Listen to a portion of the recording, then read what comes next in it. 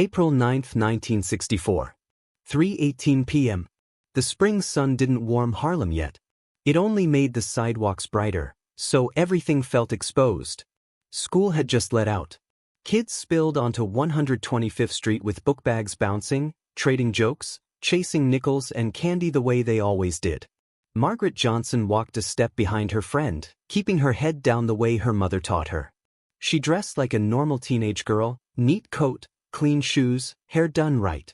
If you didn't know her, you'd never guess her father's name had weight in every back room from Harlem to downtown Manhattan. And that's exactly why the man chose her. A dark sedan rolled along the curb too slowly. Not lost. Hunting. The passenger window slid down an inch and stayed there, like an eye half open. Margaret felt it before she saw it. That quiet shift in the air when strangers stopped being random. Then a man stepped out. Italian. Mid-30s. Overcoat too expensive for Harlem. Hair slicked back like he practiced in a mirror. He moved fast and polite at the same time, like a predator pretending to be a gentleman. "Excuse me," he said, blocking her path. Margaret tried to step around him. He stepped with her. "I just need a minute," he said, smiling. "Your father and I—" She froze at the word father. "Move," she said, but her voice came out smaller than she wanted. The man's smile thinned. "Don't make this hard." And then he did the one thing that turned ordinary into legend. He grabbed her wrist. Not hard enough to leave bruises. Hard enough to make a point. The kind of grip men use when they want you to understand you're not the one deciding anymore. Margaret's friend screamed. A few kids stopped. A couple of grown men looked over and kept walking like they'd learned long ago that trouble charges interest. Margaret yanked back. "Let go of me." The man leaned close, his breath smelling like cigarettes and mint. "You're coming for a ride. Your father is going to listen to my bosses for once." Margaret's stomach dropped. So it wasn't random. It was leverage. She twisted again. His grip tightened. He started pulling her toward the sedan. That's when the first punch landed. A Harlem man in a work jacket came out of nowhere and hit the Italian so clean it snapped his head sideways. The grip loosened. Margaret stumbled back. The Italian didn't fall. He recovered fast, angry now, reaching inside his coat. Two more men appeared, not running, moving with purpose. One stepped between Margaret and the sedan. The other grabbed the Italian's wrist before he could pull whatever he was reaching for. The Italian looked around, confused, and for the first time his confidence cracked. "Who the hell are you?" he hissed. The Harlem man in the work jacket leaned in and spoke so quietly only the Italian could hear. "You don't touch children in this neighborhood." The Italian's eyes flicked to Margaret again, then to the men surrounding him, then to the crowd that was suddenly paying attention. "Move," he snapped, trying to step away. He didn't get to. The second man, taller, colder, pressed something hard into the Italian's ribs through his coat. Not a gun he could see, but he felt the message anyway. "You're coming with us," the taller man said. The Italian laughed once, shaky. "You don't know what you're doing." The tall man's expression didn't change. "Oh, we do." They guided him toward the sedan like it belonged to them now. The Italian resisted just enough to look tough. Not enough to die on a sidewalk. Margaret stood there shaking, watching the car door close on the man who tried to drag her away. Then she heard the sentence that made the whole moment turn from scary to terrifying. The taller man looked back at her, gentle for the first time. "Margaret," he said, "we're taking him to your father." Her chest tightened. "My father?" The man nodded once. "Yes, Miss Johnson." By 3:40 p.m., that Italian enforcer was no longer a stranger with a plan. He was a mistake being delivered. And by sunset, the five families would learn a rule they thought only applied to them. Family is off limits. By the mid-1960s, Harlem wasn't just a neighborhood. It was a prize. Not because it was rich, because it wasn't, but because poor people still gambled, still paid rent, still bought drinks, still played numbers with nickels and dimes that stacked into real money when you controlled the flow. The Italian mob understood that math. They always had. What they didn't understand was Harlem's other currency, respect. Ellsworth, Bumpy Johnson had built his power in a way outsiders never fully grasped. He wasn't just feared. He was relied on. When families couldn't make rent, he quietly covered it. When cops bullied black shop owners, he made phone calls. When slumlords raised rent without fixing heat, somebody from Bumpy's circle had a conversation the slumlord never forgot. To the 5 families, that was an insult.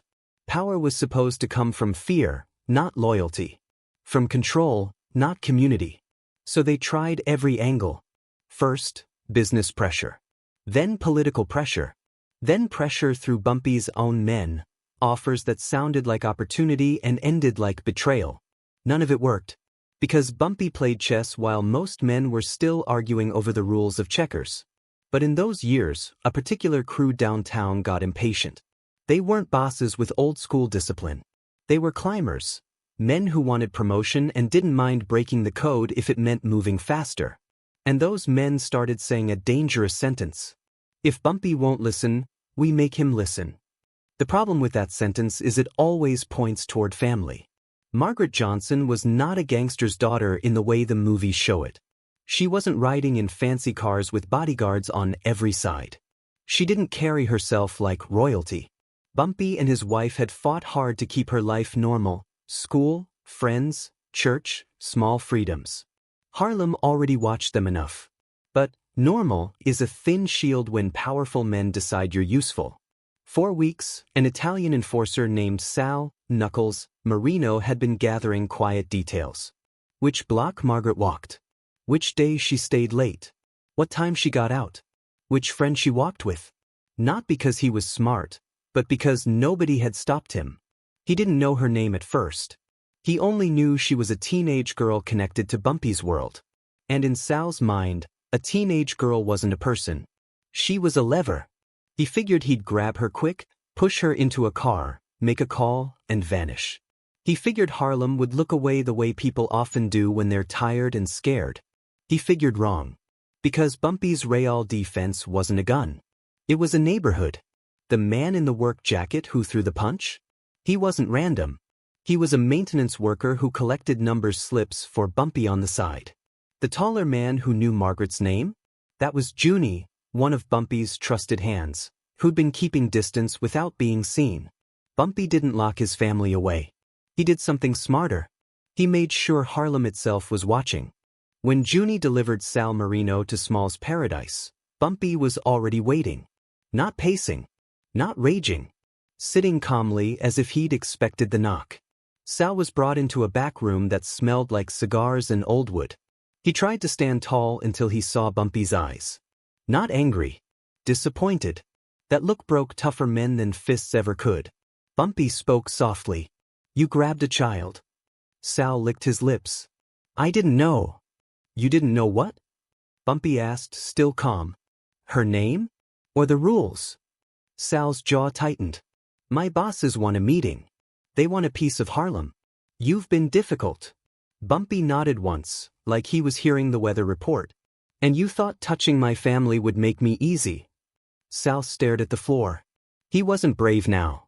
He was calculating, trying to figure out what kind of death he was about to receive.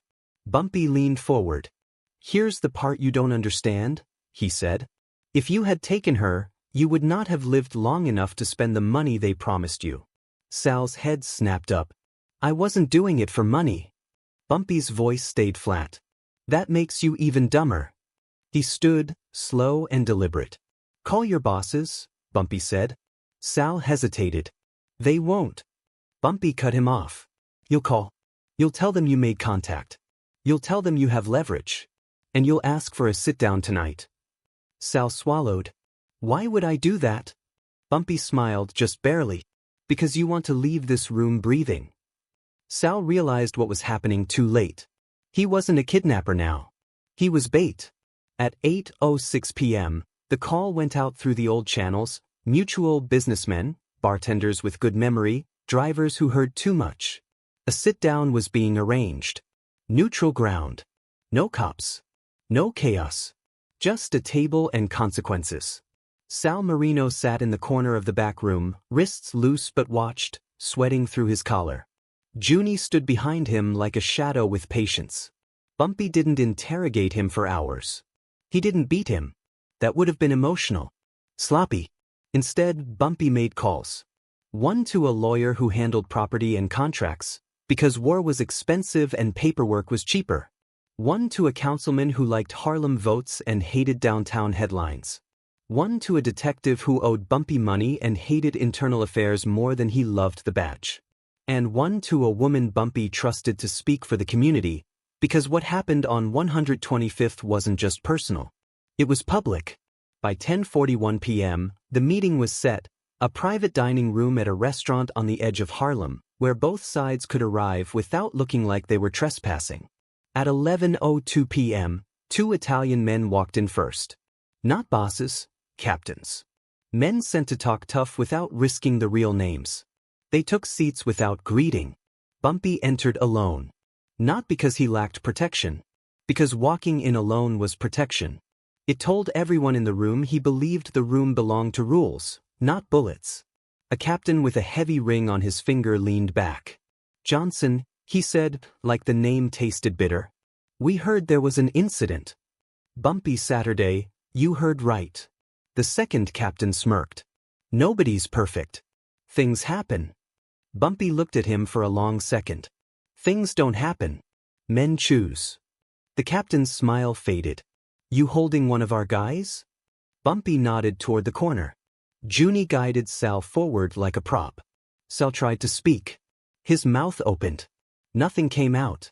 His courage stayed on 125th Street with his plan. The first captain frowned. Sal? Sal swallowed. They stopped me. Bumpy spoke over him. He put hands on my daughter.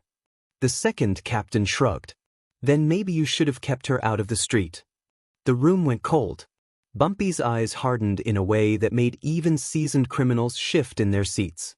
You don't get to say that, Bumpy replied. Not after you sent your man to grab her like luggage. The first captain raised a hand, calming. We're not here to argue feelings. We're here to talk business. Harlem is business. Bumpy nodded slowly. Good. Then let's talk business. He placed a folder on the table and slid it forward. Inside were photographs, written statements, and a clean description of what happened on 125th, names of witnesses, names of shop owners, the bus line number that stopped near the curb.